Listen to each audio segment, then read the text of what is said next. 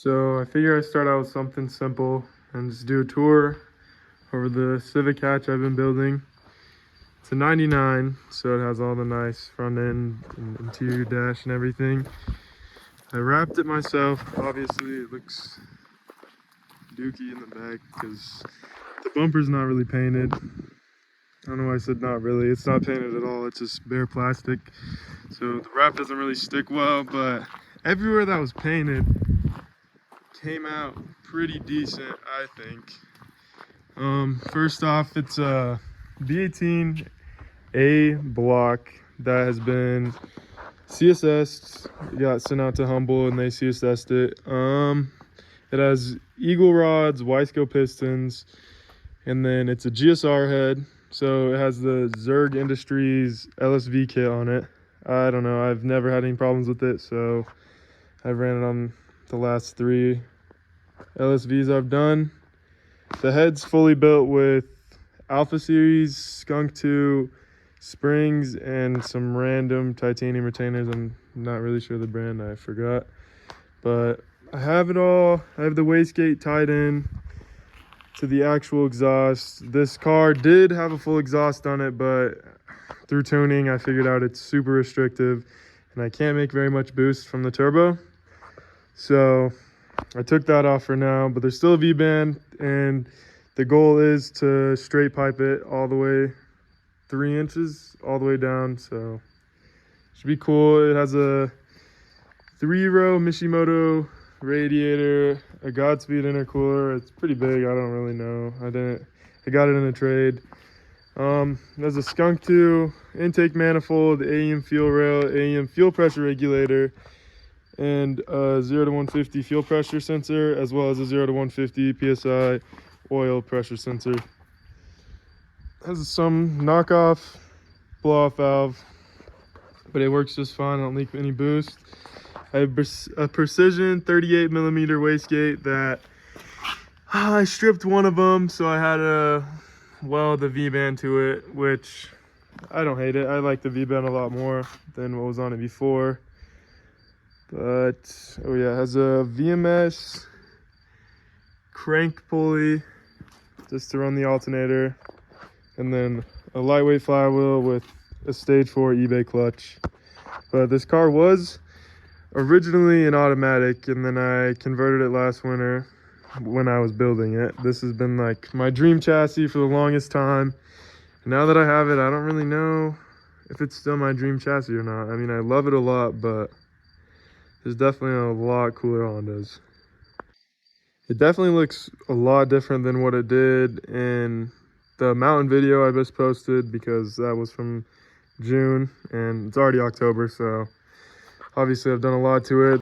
This is the second motor setup I've had that's been built in this car so far. The first one was a B16 with just cheap internals and a stock head. Unfortunately, the internals did just fine, but I did drop a valve. I'm pretty positive that it's from revving it out as high as I was, but that motor's toast. This one, I think, should do a lot better because it does have valve springs in it.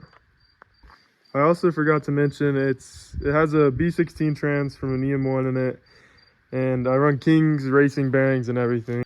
I did end up making this barred front end. I think it opens up a lot of room for the intercooler and everything.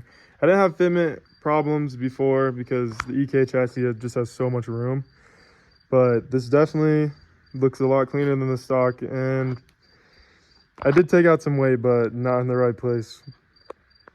For injectors, I'm using some Snake Eater Pro Series 2200cc injectors. They were great, and I'm really happy with Snake Eater so far. Snake Eater's injectors are pretty budget friendly.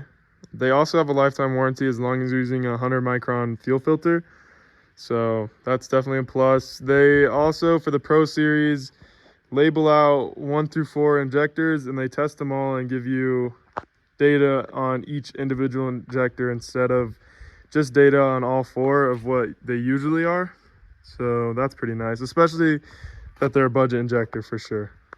For engine mounts, I'm running 1320. I think there's 75A. I mean, the motor moves a little bit, but for budget mounts that actually last and are pretty good, 1320 is not bad in my opinion. Coilover wise, it has the newest max speeding rods, just with dampening. I forgot the name of them, but they're around $500.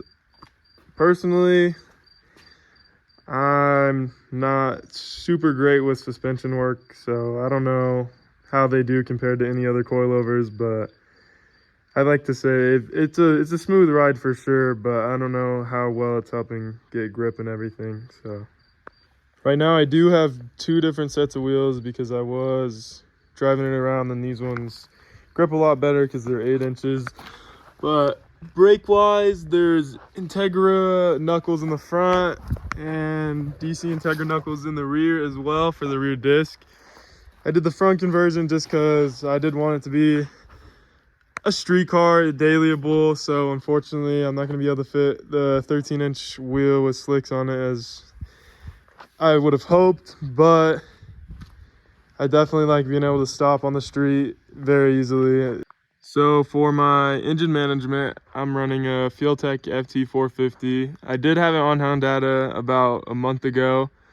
I made the switch because one of my buddies had the Fueltech and he wanted the Honda, so I figured I'd get this ECU, and then my other car is on Fueltech as well, so it kind of just made sense for me to focus on one engine management.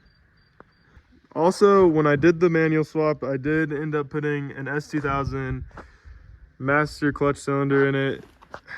I mean, it looks way cleaner, but it doesn't change the way the car feels or anything like that. So also during the winter, I'm gonna fix all this wiring. This was kind of me just rushing getting the Fueltech working, so I didn't really take time and hide anything. As you can see, there's wires everywhere, but I'm kind of stuck. I think this is a great place for the fuse box and the battery, just because it just like fits pretty great, I think. But it definitely could be a lot cleaner if I put the battery in the back or like under the dash. Some people put it up here, which is also something I might think about doing. It is tucked, obviously. This wire I haven't got to yet. I kind of rushed on the tuck. And then if you follow the headlight harness, it does go across here, which is super ghetto. But one of my buddies was telling me to route it through the cowl up there, so I'm definitely gonna do that this winter. Has some pretty big plans. I'm gonna definitely rebuild this motor, check everything, make sure it's good during the winter. Also, I'm going to repaint the bay and the valve cover. I'm not sure if I want to keep this pink or what I want to do with it, but stay tuned. I'll probably end up making a video on everything, so.